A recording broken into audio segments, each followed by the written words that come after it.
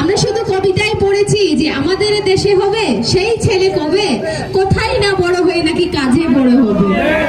তো আমরা এখন বাস্তবে প্রমাণ পাচ্ছি যে আমাদের ছেলে কিন্তু অলরেডি হয়ে গেছে কাজ করার জন্য।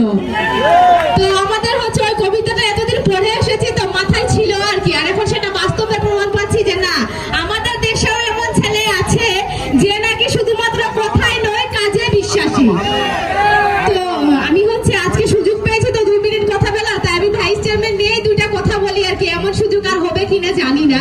তো আমি হচ্ছে ব্যারিস্টার সাইদুল হক সুমন ভাইয়ের কাছে একটাই অনুরোধ জানাবো যে মানুষের মুখে অনেকবার শুনেছি ভাই যে ভাই যারা হচ্ছে ভাইস চেয়ারম্যান আছে এদের নাকি কোনো কাজেই নাই।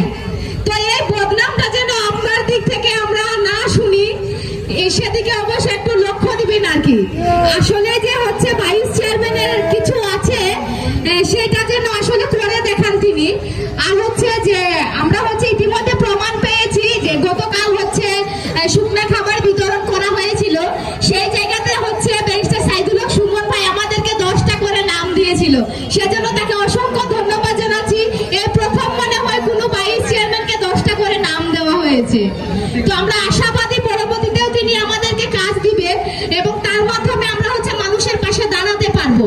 কেননা তারা যদি আমাদেরকে কাজ না দেয় তাহলে যে পরিমাণ মানুষ আমাদেরকে ভোট দিয়েছে, পরবর্তীতে যখন নির্বাচন হবে না তখন শুধুমাত্র একটা ব্যালট পেপার থাকবে। তখন বলবে কি শুধুমাত্র উপজেলা চেয়ারম্যানকে দিয়ে যদি কাজ হয় তাহলে ভাইস চেয়ারম্যানের 2টা ব্যালট পেপারে ভাই সিল মারার কি দরকার। তো এমনটা যেন না আসে আমাদের কপালে। আমরা অনুরোধ জানাবো যে ব্যারিস্টার সাইদুল হক সুমন ভাই যেন আমাদের দিকে একটু সুদৃষ্টি দেন এবং আমরাও ভাই কাজের মেয়ে